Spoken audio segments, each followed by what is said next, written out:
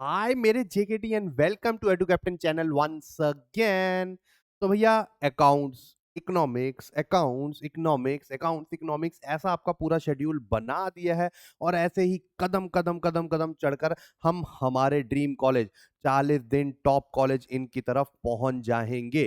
ठीक है जी, घबराना नहीं है, लोड नहीं लेना आप लोगों को। आपकी इकोनॉमिक्स एंड अकाउंट्स की तैयारी मैं करवा रहा हूँ, आपके मैथमेटिक्स की तैयारी आपके अमन भैया करवा रहे हैं, वर्बल हो गया वो आपके भुप्पी भैया करवा रहे हैं, और जीटी हो गया वो आपके सावेश सर करवा रहे हैं।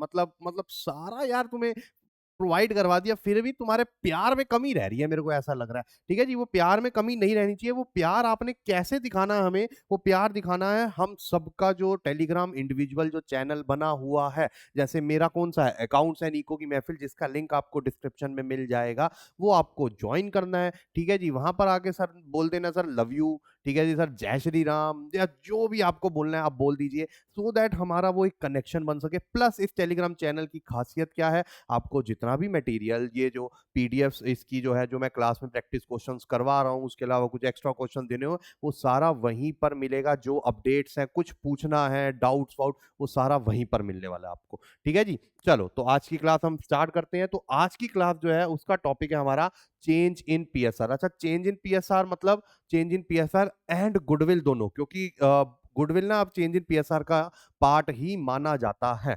ठीक है जी, तो चलो जल्दी से हम जो है स्टार्ट कर लेते हैं हमारी क्लास। शुरू में जो क्वेश्चंस हैं वो वैल्यूएशन ऑफ गुडविल के हैं, देन उसके बाद हमारे चेंज इन पीएसआर के क्वेश्चंस आएंगे। ठीक है, चलो आ जाओ। तो वही अगेन आपको पता है क्या रहता है मॉडस ऑपरेंडी, कि भैया पॉज करोगे, अपने आंसर मार्क करोगे, देन देखोगे।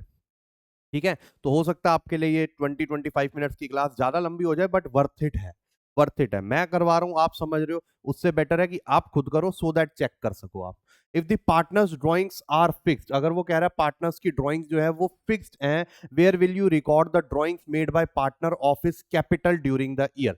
अगर पार्टनर्स की ड्राइंग्स जो है वो फिक्स है, तो आपको बताना कि आप उसकी ड्राइंग्स कहां पर रिकॉर्ड करोगे, made by partner of his capital during the year. अच्छा, पार्टनर्स ड्राइंग्स आर फिक्स्ड और नॉट, अच्छा सॉरी, ये पार्टनर्स ड्राइंग्स नहीं होगा यहाँ पर, ऑप्शन देख के मेरे को ये लग रहा है पार्टनर्स कैपिटल होगा यहाँ पर।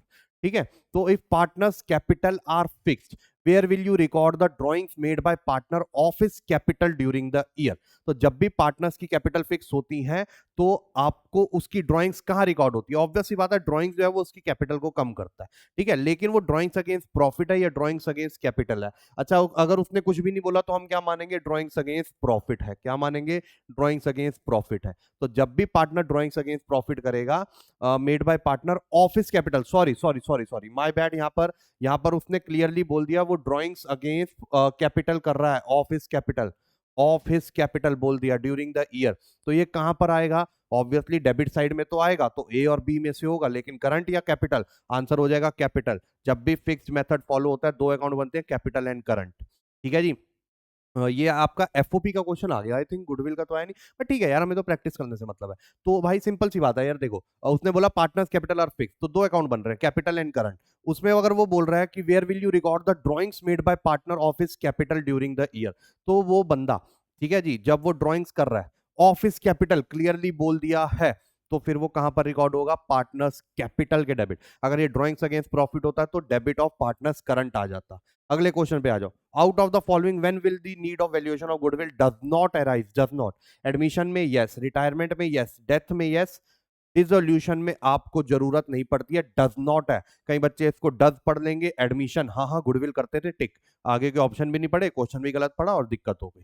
ठीक है, तो ये चीज मत करना, डिसोल्यूशन में हम गुडविल की वैल्यूएशन नहीं करते हैं। वैल्यूएशन तभी करते हैं जब there is change in PSR या फिर बिजनेस किसी और को बेच रहे हो हम। ठीक है, फॉर कंप्यूटिंग गुडविल बाय, ये अच्छा क्वेश्चन है। देखो स्टेप्स का क्वेश्चन दे दिया, capitalization of average profit method, following sequence would be followed. कौन सा सीक्वेंस फॉलो होता है जब हम goodwill by capitalization of average profit निकालते हैं। तो सबसे पहले आपको अपना एवरेज प्रॉफिट निकालना है ऑन द बेस ऑफ ये। अब देखो सी से रिलेटेड एक ही ऑप्शन है, टिक कर दूं इसको, CABD, फिर भी चेक करूंगा क्योंकि अच्छा ये वाला जो क्वेश्चन है ना, इसमें ना दो तरीके फॉलो हो सकते हैं। एक होता है कि सबसे पहले आप एवरेज प्रॉफिट निकाल लो, ठीक है।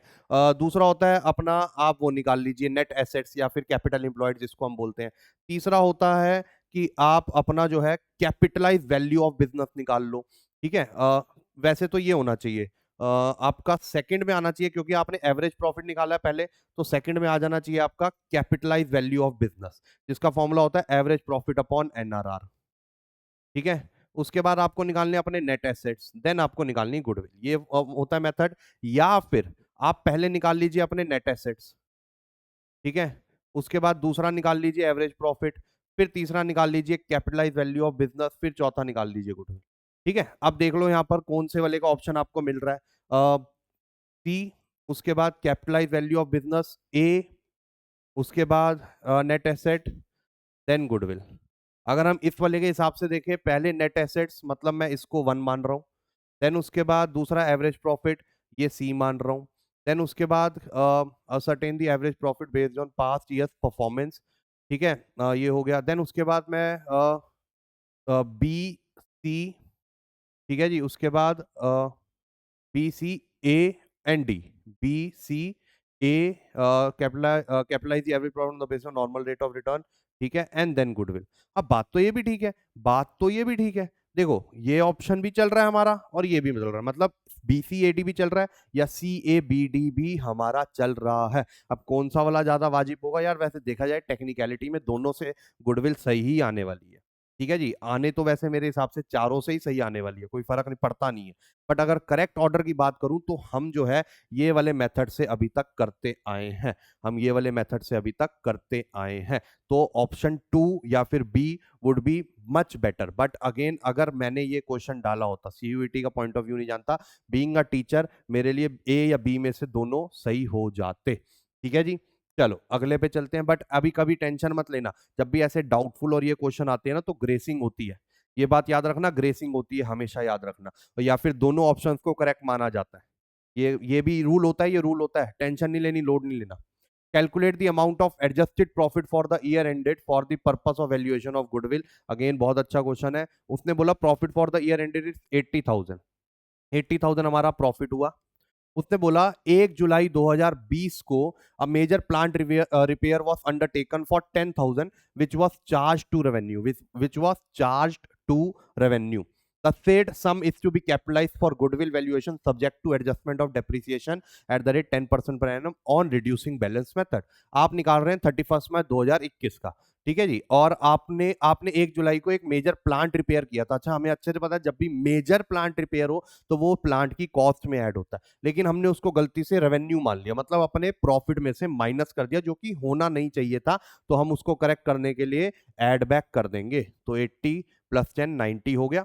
अच्छा, अब हमने उसको अगर एक्सपेंस माना, एसेट नहीं माना, तो ऑब्वियस सी बात है हमने उधर डेप्रिसिएशन भी नहीं लगाई होगी उस 10,000 पे, अब हम डेप्रिसिएशन लगा देंगे। ठीक है, ये तो हो गया कैपिटल एक्सपेंडिचर, उसका 10,000 ऐड कर दिया। अब मैं डेप्रिसिएशन का, डेप्रिसिएशन 10,000 पे निकलेगी, कितने परसेंट के हिसाब से? 10% के हिसाब से, लेकिन 1 जुलाई को करा है तो 9/12, 1 जुलाई को करा है तो 9/12, 3/4, ठीक है, और ये हो जाएगा 250 इंटू 3, 750, कितना हो गया? 750, तो 90, ये हो जाएगा 89250। करेक्ट आंसर हो गया आपका 89250। ठीक है, तो ये बहुत इंपॉर्टेंट था, ये वाले क्वेश्चन बहुत बहुत बहुत इंपॉर्टेंट होते हैं। ठीक है जी, अगर इनको आपने डिटेल में जानना है तो आपके अगेन वीडियो मिल जाएगी मेरी प्लेलिस्ट में, आप जाइए अकाउंट चॉपर विद वैभव भैया, वहां पर आपको मिल जाएगी एडू कैप्टन के चैनल पे। लेकिन आपको वो भी देखो रिवीजन के पॉइंट ऑफ व्यू से बनाई थी बोर्ड के टाइम पे, जो कि अभी एप्ट है वो। लेकिन अगर आप चाहते हो कि नहीं सर मेरे को कुछ कंसेप्ट जो है उनमें दिक्कत होती है, तो मेरे को वो एकदम बेस से स्टार्ट करने हैं, तो मेरे भाई बेस से स्टार्ट करने के लिए आपको जो है हमारा एवेंजर्स बैच ज्वाइन करना पड़ेगा, क्योंकि इसमें ईच एंड एवरीथिंग जो है डिटेल से ओवर द ईयर, पूरे साल वीडियोस बनाई है हर एक फैकल्टी ने, तो ओवर द ईयर बेस से पूरी हर एक चीज समझाई है। तो मैं ये नहीं कह रहा कि सारी चीजें बेस से देखनी है, क्योंकि टाइम इतना है नहीं, लेकिन कुछ कुछ टॉपिक हो सकते हैं जो आपको बेस से क्लियर ना हो, बोर्ड के टाइम पे छोड़े हो या अच्छे से नहीं करे होंगे, तो उसके लिए आप हमारा एवेंजर्स बैच ज्वाइन कर सकते हो। ठीक है जी, जो कि 3 वेराइटी में आपको मिलता है, एसेंशियल, गोल्ड एंड प्लेटिनम, जिसके प्राइसेस 999, 2499, 3499 है। फीचर्स आपकी स्क्रीन पे आपको दिख ही रहे हैं क्या क्या फीचर्स मिलेंगे। अच्छा, इसमें जो सबसे बेस्ट वाला है वो है एसेंशियल, मेरे अकॉर्डिंग, मतलब ये तो जरूरी है, ये जिस बच्चे ने ज्वाइन नहीं करा ना, मतलब वो गलती कर रहा है, मतलब सिर्फ यहाँ नहीं कहीं पर भी ज्वाइन नहीं करा तो वो गलती कर रहा है, क्योंकि यार एसेंशियल में वो जो बेसिक चीजें हैं वो सारी दे रखी हैं आपको, जो कि बहुत जरूरी है। जैसे मॉक्स, बिना मॉक्स के किसी भी कॉम्पिटिटिव एग्जाम में बैठना मतलब एक होता है कि पैर पे कुल्हाड़ी मारना, और एक होता है कुल्हाड़ी देखकर सामने से पैर मार दिया अपना, ठीक है जी। तो वो चीज नहीं करनी है, मॉक्स की प्रैक्टिस करनी है। उसके अलावा आपको e books and question bank, अच्छा अगर मैं मॉक्स की बात करता हूँ तो इतने वैरायटी के मॉक्स मिल रहे हैं आपको एडू कैप्टन पे। हर डोमेन के टॉपिक वाइज तो है, साथ में फुल लेंथ भी है, 15-15।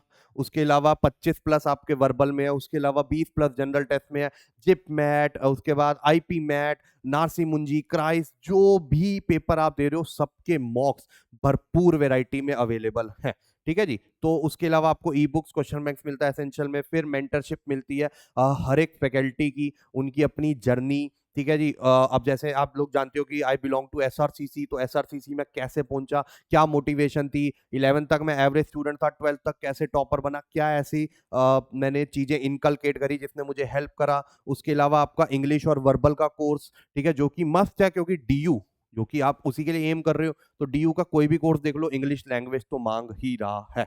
उसके अलावा कोई बच्चा बोले सर मुझे तो क्या है, मेरे को तो जीटी और वो भी करना है, मैथमेटिक्स, तो आप गोल्ड ज्वाइन करो। गोल्ड है भैया, सोना, सोने पे सुहागा मिल रहा है आपको इतने कम प्राइस में। और कोई बच्चा बोलता है सर डोमेन, तो भैया गोल्ड से ऊपर भी एक चीज मिलती है दुनिया में, वो है प्लेटिनम, ठीक है। जब अपनी गर्लफ्रेंड अपनी बीवियों को दिलवाओगे, या फिर लड़कियां जो है अपने हस्बैंड्स को पेंडेंट वेंडेंट दिलवाएंगी, मतलब अब मेरे को नहीं पता भाई, होता है कि मेरे तो हो नहीं रखी ऐसा कुछ, तो वो प्लेटिनम करते हो ना, तो प्लेटिनम उससे भी ऊपर होता है। तो ऐसा ही इसमें आपको हर एक चीज मिल रही है, डोमेन्स क्या हो गया, जीटी क्या हो गया, वर्बल्स क्या हो गया, मॉक्स, मेंटरशिप, ईच एंड एवरीथिंग। तो मेरे हिसाब से तो भैया इतने में, हमारे टाइम पे तो इतना नहीं था भैया, तो मतलब you guys are quite lucky. और उसके बाद भी अगर फायदा नहीं उठा रहे हो, एक बारी मैं कह रहा हूं जाके देख लो, एडू कैप्टन एप्लीकेशन डाउनलोड करो प्ले स्टोर से जाकर, एक बार देख लो, बस इन्फॉर्मेशन कुछ चाहिए ले लो, मनी बैक की क्या कंडीशन है वो जानना है सब ले लो, डिस्क्रिप्शन में आपको व्हाट्सएप नंबर मिल जाएगा, पिन कमेंट में मिल जाएगा, उधर जाकर आप चेक कर सकते हो व्हाट्सएप पे, ठीक है। चलो, तो coming back to our questions, तो अब हमारे जो क्वेश्चंस हैं उनमें अगला क्वेश्चन है, if average capital employed in a firm is 15 lakh and the fair rate of return of same industry was 8%, goodwill was valued at 90,000 on the basis of 3 times of super profit, the average profit of the firm is। अब हमने उल्टा चलना है, goodwill हमें दे रखी है यहाँ पर, विच इज कितनी है भैया, एवरेज कैपिटल एम्प्लॉयड एरी गुडविल 90,000 है, ठीक है। उसके बाद गुडविल का फॉर्मूला उसने क्या बोला, 3 times of super profit, that mean super profit क्या हो जाएगा, गुडविल डिवाइड बाय 3, ठीक है, क्योंकि सुपर प्रॉफिट इंटू 3 गुडविल आया ना, तो 90,000 डिवाइड बाय 3 कितना हो गया आपका, 30,000, कितना हो गया आपका 30,000। उसके बाद अगर मैं बात करता हूं आपका, ठीक है, ये सुपर प्रॉफिट हो गया। अब नॉर्मल प्रॉफिट कैसे निकलता है, नॉर्मल प्रॉफिट निकलता है capital employed into NRR, NRR 8% दे दिया, कैपिटल एम्प्लॉयड आपका 15 लाख रुपए दे दिया, ठीक है। तो ये 8% आ गया, 1,20,000, बस सुपर प्रॉफिट आ गया, नॉर्मल प्रॉफिट आ गया, इन दोनों को हम ऐड कर देंगे तो हमारे पास क्या आ जाएगा, एवरेज प्रॉफिट, क्या आ जाएगा, एवरेज प्रॉफिट, 1, 20 और 30, 1.5 लाख हमारे पास एवरेज प्रॉफिट आ गया, ठीक है। ये सॉरी 15,000 लिख दिया, तो 1,50,000 is the correct answer, 1,50,000 is the correct answer. उसके बाद अगर मैं आगे चलता हूं, capital invested is 1 lakh, calculate goodwill on 3.5 years purchase of super profits if a fair rate of return on capital employed 20% and average actual profits are 22। तो average कितना है, 22, ठीक है जी। नॉर्मल प्रॉफिट के लिए capital employed 1 lakh into 20%, 20,000, super profit 2,000 difference, और goodwill into number of years purchase, 2,000 into 3.5 होता है 7,000, तो आंसर हो गया आपका 7,000। इतनी जल्दी जल्दी करना, देखो वहां पर आपकी वर्किंग तो मांग ही नहीं रही है वो, ठीक है, रफ शीट्स मिलेंगी उस पर जल्दी से कैलकुलेशन करो और कर दो आगे जल्दी से, ठीक है। मूविंग ऑन, उसके बाद आ जाता है हमारा, for valuation of goodwill normal profit is calculated by dash abnormal gains and dash abnormal losses. तो जब हमें गुडविल निकालना है तो हम अपने नॉर्मल प्रॉफिट्स में, नॉर्मल प्रॉफिट मतलब एवरेज नॉर्मल प्रॉफिट में, हम अपने एबनॉर्मल गेन्स को जो है वो सब्ट्रैक्ट कर देते हैं, ठीक है जी, और एबनॉर्मल लॉसेस को ऐड कर देते हैं, तो deduct and add is the correct answer. देखो कितना कंसेप्चुअल क्वेश्चन, जिस बच्चे को नहीं पता, घोटा मार के आया होता है कि अच्छा अगर कोई ये आ जाए लॉस बाय फायर तो ये हमें ऐड करना होता है, ऐसा वो नहीं कर पाएगा। Capital invested in a firm is 5 lakh, Normal rate of return is 10%. Average profit of the firm are 64,000 after an abnormal loss of 4,000. So that means average profit हमारा कितना हो गया 68,000. नॉर्मल प्रॉफिट हम निकाल लेंगे 5 लाख इंटू 10%, 50,000. ज्यादातर यही क्वेश्चन पूछ रहा है. ठीक है, ये सारे लास्ट ईयर के क्वेश्चन हैं. और उसके अलावा सुपर प्रॉफिट क्या हो गया 18,000 रुपए. अब गुडविल निकालना है तो 18,000 इंटू 4, 20,000 इंटू 4 होता है आपका 80 माइनस 8, 72,000, 72,000 रुपीज आपकी जो है गुडविल आ जाएगी. 72,000 आपकी गुडविल आ जाएगी. The firm's profit for the last 4 years are 20, 19, 18, 17 are 5, 4, 6 and 2 lakh. बहुत अच्छा क्वेश्चन है. The value of firm's goodwill on the basis of 4 years purchase of average profit for the last 3 years और last 4 years, whichever is more. चलो इसकी technique बताऊं. अब बच्चे क्या करेंगे सर, दोनों से निकालेंगे तो टाइम वेस्ट हो जाएगा. दोनों से निकालेंगे तो टाइम वेस्ट हो जाएगा. ठीक है, तो मैं क्या करता हूं, मैं ना सबसे पहले ना कम वाले की निकाल लेता हूं. किसकी निकाल लेता हूं, कम वाले की निकाल लेता हूं. तो मैं अगर एवरेज प्रॉफिट निकालूं 3 सालों का, ठीक है, अगर मैं आपका एवरेज प्रॉफिट निकालूं 3 सालों का, ठीक है, तो वो क्या आ जाएगा, average profit of 3. Average profit of 3 में हो जाएगा 20, 19, 18, 5, 4 और 6. ठीक है, तो 6, 4, 10 और 15 लाख अपॉन 3 हो गया 5 लाख. एवरेज प्रॉफिट कितना आ रहा है 3 का 5 लाख रुपए. अब देखो 4 का निकालने में ऐसा तो है नहीं कि बहुत ज्यादा टाइम लगेगा, सेकंड्स ही लगेंगे, लेकिन मैं क्यों निकालूं, मेरे को एक चीज बस, एक लॉजिक होता है यहाँ पर, एक बात हमेशा याद रखना. पहली बात तो जो आपको 3 साल का निकाला वो लेटेस्ट 3 साल लेने होते हैं. 17, 18, 19 मत ले लेना, गलती कर बैठोगे. तो 20, 19, 18 लेना होता है जो रिसेंट निकले हैं वो वाले. और अगर आपको 4 का चेक करना है कि इससे कम आएगा या ज्यादा, बस ये देख लो जो फोर्थ का प्रॉफिट आप लोगे क्या वो आपके एवरेज से कम है या एवरेज से ज्यादा है. अगर ये एवरेज से कम है तो ऑब्वियस सी बात है 4 साल का जो एवरेज है वो कम ही आने वाला है. लेकिन अगर एवरेज से ज्यादा है तो ऑब्वियस सी बात है कि वो ज्यादा आने वाला है.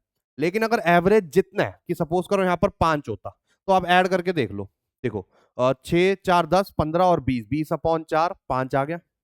अगर 2 लेता हूं तो 6, 4, 10, 15, 17, 17 अपॉन 4, 4 पॉइंट समथिंग आ गया, मतलब 4 लाख समथिंग, 5 से कम हो गया. और अगर मैं इसको 8 लाख ले लूं, 6, 4, 10, 15 और ये 23, 23 अपॉन 4, 5 लाख समथिंग, तो वो ज्यादा आ गया. तो ये करना होता है. तो हमें फोर्थ का निकालने की जरूरत नहीं, हमें पता चल गया वो कम है और उसने बोला विच एवर इज मोर, उसका एवरेज लोगे. अब ठीक है, आपको on the basis of average of 4, तो बस आपको निकालना है गुडविल यहां पर. तो एवरेज प्रॉफिट 5 हो गया इंटू 4 ईयर्स परचेज, तो 20 लाख रुपए आपकी गुडविल आ गई.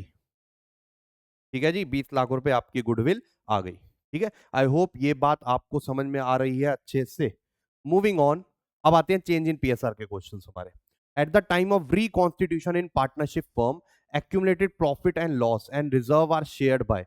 जब भी हम रिकॉन्स्टिट्यूशन ऑफ पार्टनरशिप फर्म करते हैं तो जितने भी एक्यूमुलेटेड प्रॉफिट और लॉसेस होते हैं या रिजर्व जो बुक्स में आ रहे होते हैं वो हमेशा ओल्ड पार्टनर्स ओल्ड रेशियो में डिस्ट्रीब्यूट होते हैं.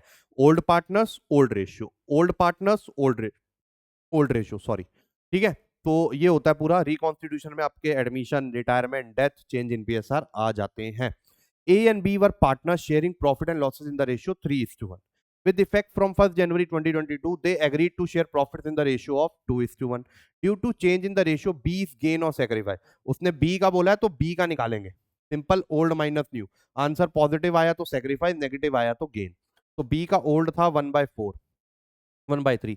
ठीक है, देखो ऑब्वियस सी बात है गेन तो आ ही रहा है क्योंकि ओल्ड कम है न्यू ज्यादा. जब भी डिनोमिनेटर कम हो जाए तो उसका रिजल्ट ज्यादा होता है. तो अगर हम इसको सॉल्व करें तो 3 - 4 -1/12 आ जाएगा. -1/12 मतलब गेन ऑफ 1/12, गेन ऑफ 1/12. क्या ये बात समझ में आई कि नहीं आई? ये ट्रिक्स याद रखना, सबका नहीं निकालना, ए का निकालना. बी मांग रहा है, बी निकालेंगे सिर्फ. उसके बाद A B C were partner sharing profit and loss in the ratio 3:1. They decided to share profit and losses equally in future. General reserve was appearing in their books at 60,000. Goodwill was valued at 1,20,000. Partners do not want to disturb the general reserve. The adjusting entry will be. अब आ जाओ, उसने बोल दिया general reserve books में आ रहा था आपका 60,000 का और गुडविल आ रहा था आपका 120 का. एडजस्टिंग एंट्री बतानी है दोनों के पॉइंट ऑफ व्यू से. किसके पॉइंट ऑफ व्यू से? दोनों के पॉइंट ऑफ व्यू से. मतलब हमें अच्छे से पता है जो एडजस्टिंग एंट्री होती है, अगर प्रॉफिट नेचर की चीजें हैं तो गेनिंग डेबिट टू सेक्रीफाइस हो जाती है. अगर लॉस नेचर की हो तो सेक्रीफाइस डेबिट टू गेन हो जाता है. ठीक है, ए बी सी हैं जिनकी रेशियो 3-2-1 थी, इक्वली वो फॉलो कर रहे थे। जनरल रिजर्व बुक्स में आ रहा है 60,000, गुडविल आ रहा है 1-20। Partners do not want to disturb the general reserve. ठीक है, अब देखो क्या करना है, एक बहुत अच्छी टेक्निक बता रहा हूं आपको। देखो 3-1 है और इक्वल है, तो ज्यादातर ऐसे ही क्वेश्चन आते हैं। देखो प्रीवियस ईयर का क्वेश्चन है, तो अब 3/6, 2/6, 1/6 और इक्वल हो गया 1:1:1। अच्छा, उसमें डिनोमिनेटर 6 बन रहा है, तो क्यों ना इक्वल वाली में भी डिनोमिनेटर 6 कर दें। तो उसको भी कर देते हैं, जैसे 3:2:1 है, ये ओल्ड है, उसको कर देते हैं 2:2:2 है, तो इक्वली।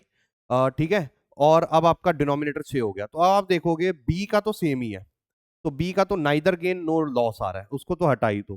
ठीक है, तो आप जिस जिस ऑप्शन में बी आ रहा है उनको काट दो, सीधा सीधा सीधा सीधा काट दो।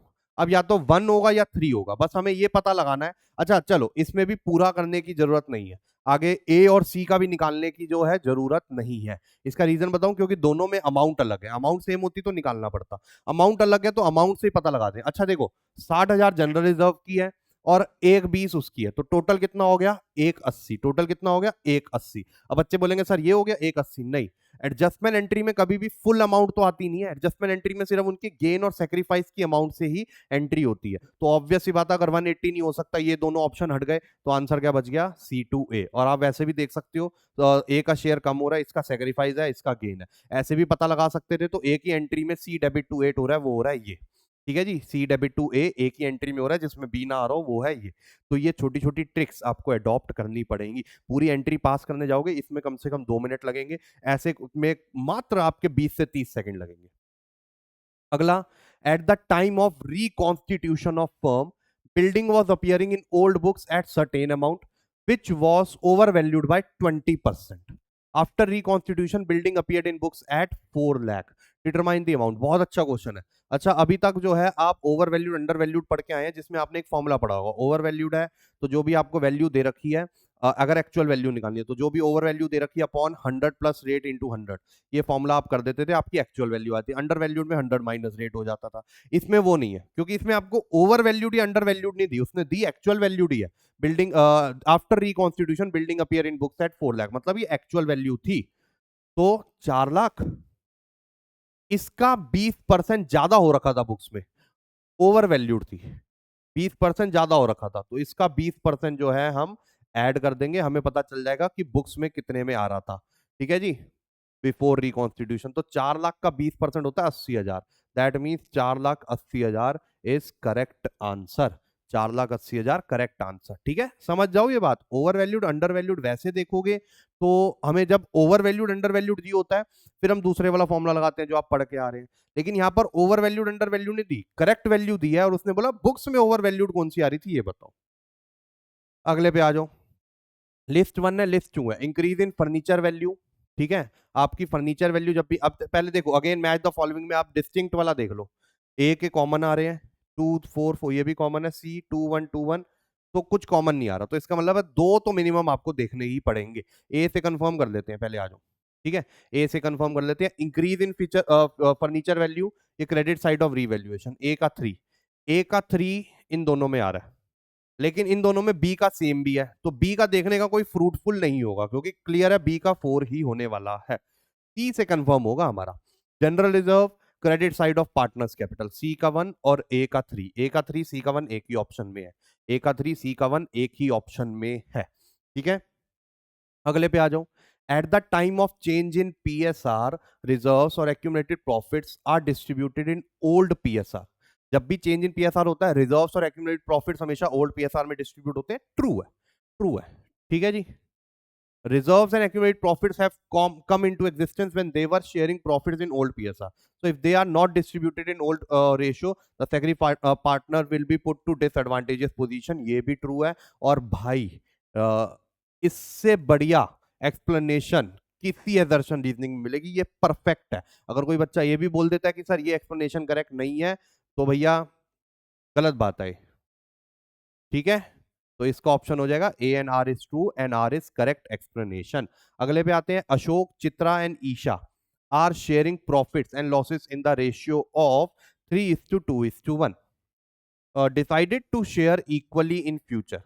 ठीक है, goodwill appearing in the books of the firm at 1,20,000 it will be written off in 3:2:1। जब भी बुक्स में आ रही हो गुडविल तो राइट ऑफ करते हैं हमेशा ओल्ड रेशियो में। बिल्कुल ट्रू है ये तो। ठीक है, goodwill appearing in the books of firm is purchased goodwill on reconstitution of firm it will be written of among the partner in old PSR. ये भी ट्रू है एंड एक्सप्लेनेशन भी करेक्ट है। तो A and R is true and R is correct explanation. R is correct explanation. ठीक है, अगले पे आ जाओ। ABC sharing profit and loss in the ratio of 3:1. Workman compensation reserve in the books appeared in the books at 5 lakh and there was a claim of 2 lakh. मतलब reserve बच गया 3 लाख का। They decided to change PSR in the ratio 4:3:2 and the balance of workman compensation reserve of 3 lakh is transferred to partners capital in their capital ratio. नहीं, old ratio में distribute होता है हमेशा।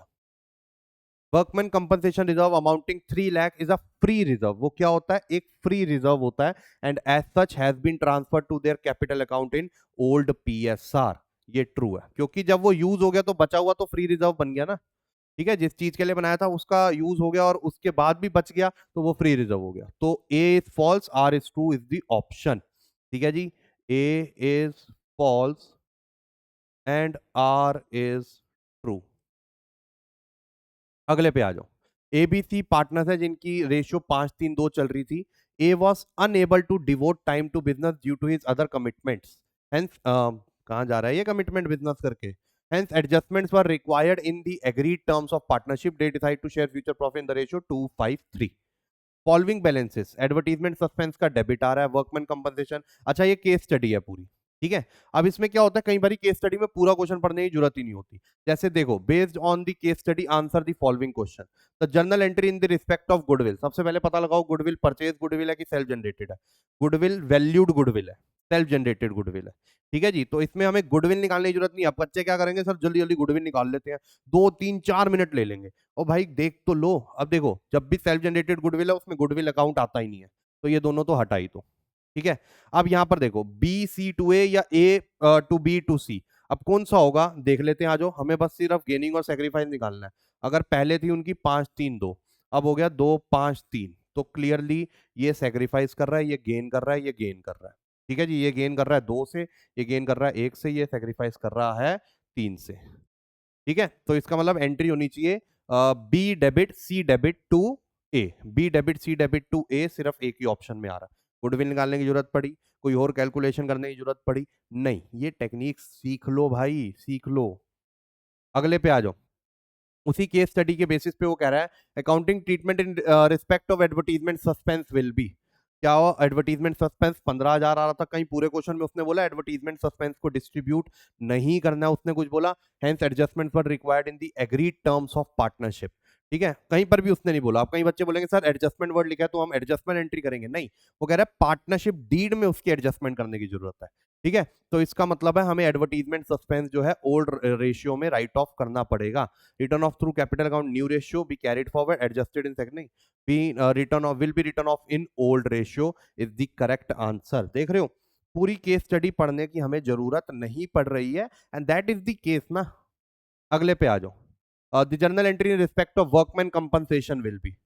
Workman compensation reserve था 90,000 और claim है 80,000, तो बचा वर्कमैन कंपनसेशन रिजर्व 10,000 रुपए का। इस 10,000 को हम ओल्ड रेशियो 5:3:2, 5,000 3,000 और 2,000 में डिस्ट्रीब्यूट कर देंगे। कौन सा ऑप्शन है? 5:3:2, पहला ही ऑप्शन है। ठीक है जी, पहला ही ऑप्शन है, ये न्यू रेशियो में नहीं, ओल्ड रेशियो में, ये बात याद रखना। उसके बाद आता है investment is valued at 4 lakh, the journal entry in respect of investment fluctuation fund will be. Investment fluctuation fund कितना था? 60,000। इन्वेस्टमेंट एट कॉस्ट कितनी है? 5 लाख।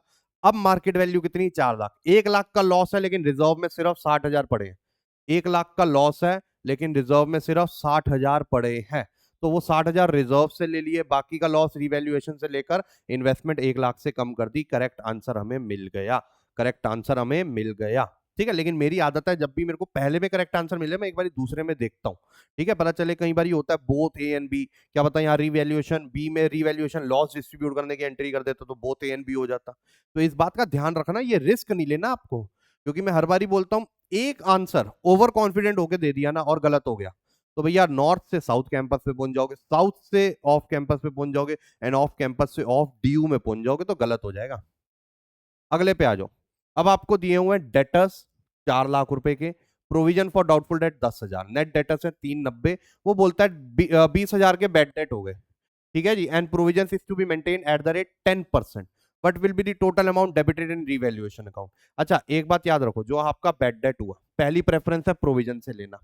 अब प्रोविजन में तो 10 ही थे, तो बाकी के जो 10 हैं वो कहां से ले लिया आपने, रिवैल्यूएशन। तो रिवैल्यूएशन का एक तो पता चल गया कि वो 10 से डेबिट होगा, एक तो हमें पता चल गया रिवैल्यूएशन का 10 से डेबिट होगा, ठीक है। उसके बाद उसने बोला अब नया प्रोविजन 10% बनाना है। अब वो नया प्रोविजन हमेशा नए डेटर्स पे बनता है, तो 4 लाख माइनस 20,000, 380 का ही बच गए डेटर्स, 20 का तो लॉस हो गया, उस पर थोड़ा ना प्रोविजन बनाते हैं, प्रोविजन हमेशा जिनसे पैसा आना की उम्मीद है उस पर बनाते हैं।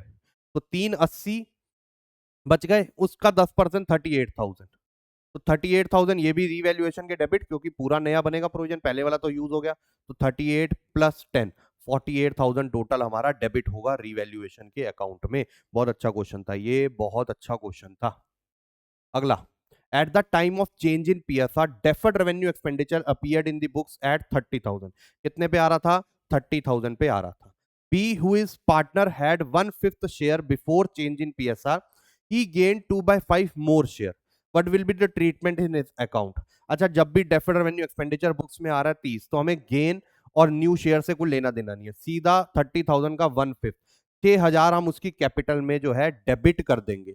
अच्छा अगेन मैंने ये पूरा क्वेश्चन सॉल्व कर दिया, लेकिन मुझे ये चीज पता है और पता होनी चाहिए थी, मेरे को पहले देख लेना चाहिए था कि डेफर्ड रेवेन्यू एक्सपेंडिचर अगर जो होता है वो पार्टनर्स की कैपिटल को डेबिट करता है, क्योंकि वो लॉस नेचर का है, और इसमें तीनों ऑप्शन में क्रेडिट दे रखा है, तो answer automatically none of these हो जाता। तो ये स्मार्ट प्ले आपको करना पड़ेगा, जो मैं यहां पर स्मार्ट नहीं रहा, बिकॉज मैं इतना भी स्मार्ट नहीं हूं, ठीक है। चलो आ जाओ। A B C are partner sharing profits in the ratio of 2:2:1 at the time of reconstitution of firm, they agreed to write off goodwill which is shown in the balance sheet as an intangible asset amounting to 50,000। उन्होंने बोला goodwill आ रही थी books में, उसको उन्होंने बोला कि right off करना है, ठीक है। तो राइट ऑफ करेंगे गुडविल, तो गुडविल अकाउंट हमेशा क्रेडिट होता है, तो ए तो हट गया, सी भी हट गया, क्योंकि गुडविल अकाउंट आएगा लेकिन क्रेडिट में। अब बी, क्योंकि एक ही आ रहा है, और डी, अब ऐसा नहीं है कि सीधा बस बी कर देंगे क्योंकि गुडविल अकाउंट क्रेडिट में हो रहा है, क्योंकि no entry is also an option. अच्छा नो एंट्री है, सॉरी नन ऑफ दीस होता तो नहीं होता, नो एंट्री आ रहा है, तो आपका ऑटोमेटिकली ये आंसर हो गया, गुडविल अकाउंट क्रेडिट और उन तीनों की capital debit in the old ratio, ठीक है। अगेन ये चीजें आपको पता चलती हैं क्वेश्चंस करने से ही, मैंने कोई पहले से टेक्निक्स नहीं बनाई है, आपके सामने जब मैं क्वेश्चंस कर रहा हूं ना, तो ये टेक्निक्स निकल के आती है, तो मेरा फर्ज है कि आप तक ये टेक्निक्स पहुंच जाओ। तो आई होप आप लोगों को समझ में आ गया, मजा आया क्लास में। जल्दी से मुझे कमेंट में बताओ कितने आंसर सही हुए कितने गलत, क्योंकि ये आज के अच्छे क्वेश्चन थे। और ये बताओ कि मजा आया कि नहीं आया, ठीक है, जल्दी से कमेंट में लिख देना सर मजा आया, और ऐसे ही करते रहिए। चलो मिलते हैं हम आपको नेक्स्ट क्लास में, नेक्स्ट वीडियो में, तब तक के लिए bye bye, take care and have fun.